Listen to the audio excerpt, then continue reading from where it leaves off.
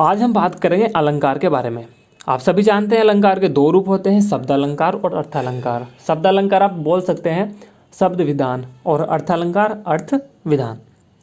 शब्द अलंकार में बहुत रूप हैं, पढ़ने को आप कहीं भी और बहुत सारे अधिक रूप पढ़ सकते हैं, लेकिन हमें जो फोकस करना है वो सिर्फ और सिर्फ तीन चीज़ों पर फोकस करना है जो शब्द अलंकार के भेद हैं। पहला आप जानते हैं अनुप्रास अलंकार। आप नहीं जानते तो आप जान लीजिएगा, ये बहुत अच्छा है। इसमें से क्वेश्चंस बहुत और हर एग्जाम में आते हैं और हर एक टॉपिक बहुत अच्छा है इस चीज़ का जो मैं कराने जा रहा हूँ। अब इसमें देखिए अनुप्रास। अनुप्रास क्या है कि जहाँ पर एक व्यंजन वर्ण की आवृत्ति बार बार होती है, ठीक है। जैसे रघुपति राघव राजा राम, रैवण हो गया। और कुछ एग्जाम्पल ये हैं, चारू चंद की चंचल किरणें, देखो इसमें चैवण हो रहा है। तट तमाल तरुवर बहुछाई, तय तय तय, ध्यान से देखिएगा। भुज भुजगेश की है संगनी भुजंगनी, तयवण। कानन कठिन भयंकर वाणी। तो आप देख सकते हैं इस तरह जहाँ भी इस तरह किसी व्यंजन वर्ण की आवृत्ति बार बार हो रही है वहाँ पर सीधा आप ऑप्शन में ठोक दीजिएगा अनुप्रास अलंकार। बात करते हैं यमक अलंकार के बारे में। यमक आप देखो इनकी परिभाषाएं भी कहीं कहीं एक दो बार पूछी गई हैं, लेकिन आपको परिभाषा से ज़्यादा एग्जाम्पल पे ध्यान रखना है। तो यमक की परिभाषा आप देख सकते हैं सीधा, जहाँ पर कोई शब्द एक से अधिक बार आया हो परंतु उसका जो अर्थ है प्रत्येक स्थान पर भिन्न भिन्न अर्थ प्रकट कर रहा हो, ठीक है, वहाँ पर कौन सा अलंकार हो जाता है? यमक। यमक का मतलब होता ही दो है, यानी दो अर्थ, सिंपल। ध्यान से दीजिएगा, आपने सुना होगा रहीमन पानी राखिए बिन पानी सब सून, पानी गए न उबरे मोती मानुष चून। ये एग्जाम्पल श्लेष का है, ना कि यमक का। यमक के लिए कनक कनक ते सोगुनी मादकता दिखाए। कनक कनक, एक कनक धतूरा और एक कनक होता है हमारा सोना, ठीक है। अब इसमें क्या है कि धतूरा खाने से आदमी पागल होता है और सोना ज़्यादा मिलने से भी आदमी पागल होता है, तो उसके दो अर्थ बता दिए उनका। नाव अब इसमें तीन बेर खाती थी, वह तीन बेर खाती थी। तीन बेर, जो पहले बेर का अर्थ है वो बेर खाने वाला बेर, वह तीन बेर खाती थी मतलब कि तीन बार, तीन दफ़ा, ठीक। समझ आएगा, एक बेर के दो अर्थ। तू मोहन के उर्वशी हो उर्वशी समान, यानी उर्वशी कौन सा? उर हृदय, ठीक है, और बसी बसना। तो एक उर्वशी का मतलब उर हृदय में बसना और दूसरा उर्वशी अप्सरा, ठीक। एक शब्द दो अर्थ। यहाँ पर आप सीधा यमक अलंकार ठोक दीजिएगा। बात करते हैं श्लेष अलंकार की। श्लेष अलंकार की परिभाषा आप देख लीजिएगा। श्लेष अलंकार जैसे कोई भी एक पंक्ति है जिसमें एक विशिष्ट शब्द एक बार आए परंतु उसका भिन्न भिन्न अर्थ व्यक्त करता हो, ठीक। जैसे एक एग्जाम्पल है इसमें जो मैंने बताया था रहीमन पानी राखिया वाला, तो सब पानी का संबंध तीन अर्थ से है, ठीक। चून, पानी गए न उबरे मोती मानुष चून। तो आपको इससे लिख लीजिएगा, हर जगह मिलेगा, लेकिन मैं दूसरा एग्जाम्पल बताता हूँ आपको। रो रो कर सिसक सिसक कर कहता मैं करुण कहानी, तुम सुमन नोचते सुनते करत जानी अनजानी, ठीक।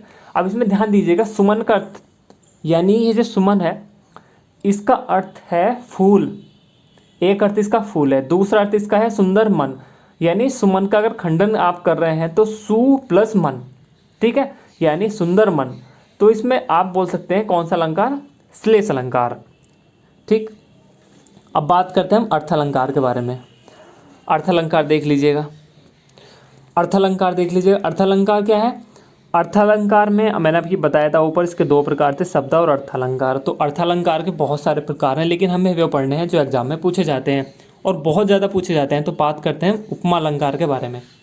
ध्यान दीजिएगा, इसकी शॉर्ट ट्रिक मैं आपको बताऊंगा, लेकिन शॉर्ट ट्रिक हर जगह काम नहीं आती। आप शॉर्ट ट्रिक भी समझिएगा और शॉर्ट ट्रिक के साथ लॉन्ग ट्रिक भी समझिएगा। तो इसमें कहीं कहीं आपने 100 एग्जाम्पल में पढ़ लोगे, 100 पढ़ लोगे तो वहाँ पर सीधा उपमा ठोक दोगे, लेकिन हर एग्जाम्पल में ना आया तो, ठीक। जैसे उसका मुख चंद्रमा के समान है, इसमें 7 तो नहीं है, दूसरे शब्दों में नहीं लिख सकता वो। तो यानी किसी की समता या समानता दूसरे समान गुण वाले से, ठीक, दूसरे समान गुण वाले से। जैसे उसका मुख चंद्रमा के समान है, मुख की कल्पना किससे की गई है? मुख की समानता किससे की गई है? चंद्रमा से, ठीक। अब देखो जो ट्रिक मैं बता रहा था, इसमें तुलना कर रहे हैं हम, तुलना ही इसमें मेन है, उपमा का अर्थ ही तुलना होता है। तो नील गगन सा शांत हृदय हो रहा, तो सा आ गया, आप लगा सकते हैं। बहुत सारी चीज़ों में सा आएगा तो वहाँ पर सीधा उपमा ठोक दीजिएगा। वेदना बुझ जाने वाली सी, चांदी की सी उजली जाली। तो आप यहाँ देख सकते हैं कि सा, सी, ये आए तो आप उपमा लगा सकते हैं, और बाकी अगर आपको शॉर्ट ट्रिक ना मिले तो मतलब कि किसी की समानता या किसी की समता दूसरे समान गुण वाले से, बस बात खत्म। ठीक, अब बात करते हैं रूपक अलंकार के बारे में। रूपक अलंकार देखिए, पहले उपमेय पर उपमान का आरोप। उपमेय और उपमान इसमें बहुत कंफ्यूज होता है। उपमेय का मतलब प्रत्यक्ष या प्रस्तुत, उपमान का अर्थ आप देख सकते हैं अप्रत्यक्ष या अप्रस्तुत। मेन चीज़ है कि गुण की समानता के कारण, गुण की समानता के कारण, और कहीं कहीं आपको ये चिन्ह भी मिलेगा तो इस चिन्ह से भी आप कर सकते हैं, लेकिन हर जगह तो नहीं होगा।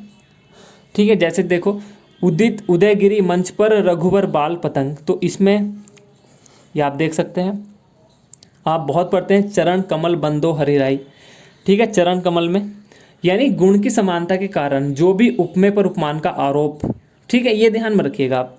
पायो जी मैंने राम रतन धन पायो, आपने पढ़ा भी होगा कहीं इस तरह, ये लिखा हुआ भी है नीचे, आप देख सकते हैं। आइए पहले मैं आपको थोड़ा उपमेय, उपमान और उपमेय के बारे में बता देता हूँ। उपमान देख लीजिएगा, उपमान क्या होता है? उपमान यानी जिस वस्तु से तुलना की जाती है, कोई वस्तु है उससे तुलना कर रहे हैं तो उपमान। दूसरा है उपमेय। उपमेय का मतलब है कि जिस वस्तु की तुलना, जिस वस्तु की तुलना। ठीक है, ये दोनों चीज़ ध्यान रख लीजिएगा। ओके, चलो अब बात करते हैं उत्प्रेक्षा अलंकार के। उत्प्रेक्षा अलंकार यानी उपमेय में उपमान की संभावना। इसमें परिभाषाओं भी होती हैं, उपमेय में उपमान की संभावना, लेकिन इसमें रूप गुण, रूप हुआ गुण हुआ, इनकी समानता के कारण जो भी संभावना की जाए वही उत्प्रेक्षा होता है। इसमें आप देख सकते हैं सबसे मेन चीज़ है इसमें मनु, जानो, जानू, मानो, जियो। जहाँ पर भी ये शब्द आए, ये ट्रिक है, जहाँ पर भी ये शब्द है वहाँ पर सीधा आप उत्प्रेक्षा ठोक दीजिएगा। जैसे सिर फट गया उसका मानो अरुण रंग का घड़ा। ठीक, मानो, ये उत्प्रेक्षा की पहचान हो गई। अब बात करते हैं अतिशयोक्ति। अतिशयोक्ति सीधा बहुत ज़्यादा बखान करना, वह बड़ी बड़ी फेंक रहा, इस तरह आप कह सकते हैं। ठीक है, यानी बहुत ज़्यादा बखान। इसमें देखो एग्जाम्पल किस तरह से आते हैं। देख लो साकेत, नगरी है यही, स्वर्ग से मिलने गगन में जा रही। बताओ, तुलना कर रहे हैं? नहीं, यानी बहुत ही ज़्यादा बढ़ा चढ़ा कर बता रहे हैं चीज़ों को। चीज़ों को इतना ज़्यादा बढ़ा चढ़ा कर ही बताना हमारा अतिशयोक्ति अलंकार होता है। अतिशयोक्ति अलंकार में भी और भी एग्जाम्पल आप देख सकते हैं। अतिशयोक्ति में जैसे आपने पहले ही पढ़ा होगा कि बांधा था विधु को किसने इन काली जंजीरों से। ठीक, बांधा था विधु को किसने इन काली जंजीरों से, मणि वाले फणियों का मुख क्यों भरा हुआ हीरो से। यानी इसमें जो नायिका है उसका मुख सौंदर्य से व्याप्त, यानी प्रतिदिन पूर्णिमा तिथि होने की अतिशयोक्ति बता रहा है वो। और इसमें फणी, फणी से यानी मोती से भरी मांग, चंद्र सा मुख, काली जंजीरों का केस, ये क्या है? अतिशयोक्ति तो है, बढ़ा चढ़ाकर बातों को बता रही हैं सब चीज़ें, और कुछ नहीं, अतिशयोक्ति हैं। ठीक है, उसके बाद बात करते हैं विभावना। देखेंगे विभावना की बात करें तो ये बिना किसी कारण के कुछ भी, आपने सुना होगा कुछ भी, कुछ भी है।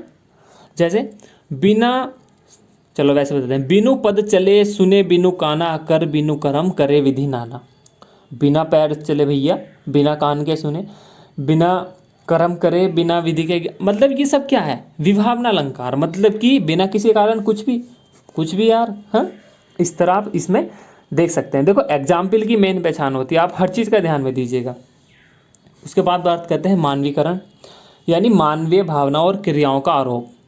ठीक है, जैसे दिवासावासान का समय, मेघ में आसमान से उतर रही है, तो यानी इसमें जो प्रकृति का वर्णन हुआ इस तरह से आप देख सकते हैं, मेघ में वगैरह, तो ये पहचानने की ट्रिक हो गई। अब बात करते हैं भ्रांतिमान। भ्रांतिमान और संदेह, इनमें हमेशा एक ना एक पूछ भी लेता है, और इसमें कन्फ्यूज बहुत होता है। भ्रांतिमान भ्रम उत्पन्न, और संदेह यानी संदेह करना, चीज़ों पर संदेह करना, कन्फ्यूज होना, इस तरह से। भ्रांतिमान यानी भ्रम उत्पन्न, जैसे 5 महावर देन को 9 बैठी आए, फिर जानी महावरी एडी मिड़ती जाए। ठीक है, इसमें क्या है आप ध्यान दीजिएगा। चलो मैं ऐसे ही थोड़ा बता देता हूँ। यानी इसमें जो जब नायिका की एड़ी में महावर लगाने बैठती है तो उस एड़ी की अतिशय मतलब कि लालिमा को देखकर एड़ी में ही महावर की गोली का भ्रम हो जाता है, यानी और वह बार बार उसको मीटती है। यही सब चीज़ें।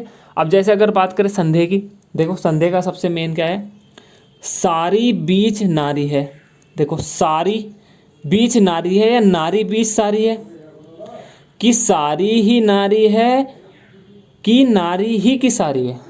देखो संदेह हो रहा है नहीं, कि आप देख सकते हैं कितना हल्का है कि यहाँ पर जो नारी सारी दोनों अलग अलग होने पर भी सारी तथा नारी के बीच निश्चय नहीं हो पा रहा कि इसमें हम किसको नारी कहें और किसको सारी कहें, तो ये हो गया संदेह।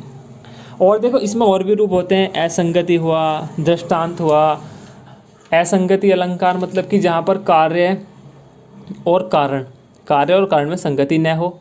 इसका एग्जाम्पल भी देख लीजिए, खाए पान बीरी सी विलोचन बिरजे आज, अंजन अजाय मधुरारहर असी के है। इतना कुछ नहीं, लेकिन दृष्टांत में एक उदाहरण देख लीजिए जो आपने सुना होगा कहीं कहीं, कि एक ही म्यान में दो तलवारें कभी रह नहीं सकती और किसी और पर प्रेम नारियां पति का क्या सह सकती हैं। ठीक, तो इस तरह आप देख सकते हैं। तो लेकिन जो मेन थे मैंने आपको ऊपर बता दिए हैं, इनमें से एग्जाम में पूछे जाते हैं। तो गाइज़ ये था आज का अलंकार का वीडियो, और इसमें मैंने काफ़ी अच्छे से डिटेल में दोनों तरीके से, शॉर्ट भी लॉन्ग में दोनों में किया है। तो आप इसको अच्छे से देखिएगा, आपके हर एग्जाम में काम आएगा। मिलते हैं जल्दी अगली वीडियो में, तब तक के लिए थैंक यू सो मच।